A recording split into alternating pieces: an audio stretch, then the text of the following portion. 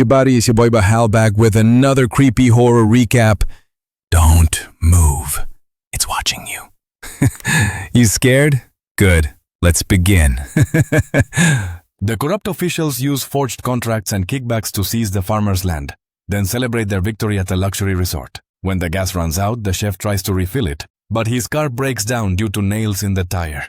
He soon discovered wires strung through the forest. Suddenly, someone stabbed him from behind. At the resort, everyone was excited about the massive 15 million land deal, with big supermarkets ready to take over. Only Lena noticed the farmers who tended the land for generations weren't paid. One had even taken his own life because of the injustice. Yet no one cared, calling it the cost of progress. Lena's boss, Jonas, warned her not to mention the farmers' compensation again. She said nothing but planned her next steps. Meanwhile, the chef disappeared, so the kitchen staff heated ready meals in the microwave.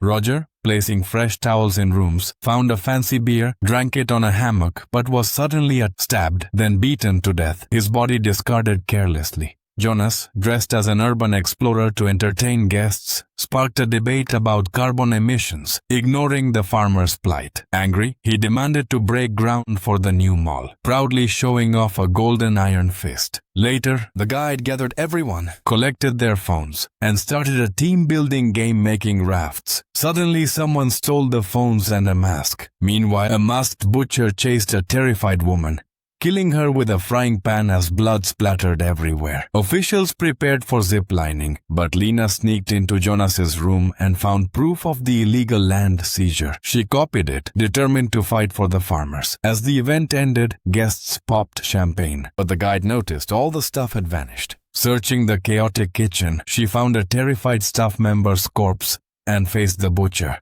He hit her with hammer, knocking out her teeth. She screamed, bleeding, barely escaping. While some were indulging in champagne and soaking in hot springs, Lena arrived with grim news about missing compensation for the farmers, a serious issue no one wanted to face. Calm at first, she confronted Jones privately, warning she had found concrete evidence on his computer and would expose him if the farmers weren't fairly compensated. Jones exploded into rage, denying everything. Suddenly, a masked butcher appeared, wielding a sinister lawnmower. Old Mary mistook it for a prank. But instead of jokes, the butcher savagely attacked a man beside the hot springs, cutting deep into his neck and back. The man struggled violently before collapsing into the steaming pool, blood mixing with the water. Later, Angela, searching the abandoned front desk, found blood and the dead body of the guide. The butcher ambushed her and ties her up on flagpole, forcing a horrified scream that drew others out. They scattered in fear, some hiding, others running into the woods. Meanwhile, Jones fled through the trees but was caught in a wire trap. Lena rushed to free him before retreating with others, barricading themselves inside a room. The phone lines were cut, isolating them further. Jones and Lena escaped to the lakeshore, boarding a raft built earlier. Mid-lake, Jones demanded Lena's USB holding proof. When she refused, Jones shoved her into the cold water and paddled away alone. Lena swam back, chased relentlessly by the butcher. She tripped into a hidden pit filled with a dead cook's body and sharpened stakes. Fighting off the butcher with a wooden stake, she hid nearby, catching her breath. Spectacles, flashlight in hand, searched cautiously, only to be chased and silenced by Lena to avoid detection. The butcher destroyed all vehicles, ensuring no one could flee. 3 survivors armed themselves to fight back, soon joined by Lena and Amir. Annetta went to check the corpse near the hot spring. There she was confronted by a wounded Jones barely holding on. He begged her to stitch his wound or he'd bleed out. Jones had one plan: to escape on the motorcycle. As they stepped outside, the butcher stood waiting. Jones didn't hesitate. He jumped on the bike.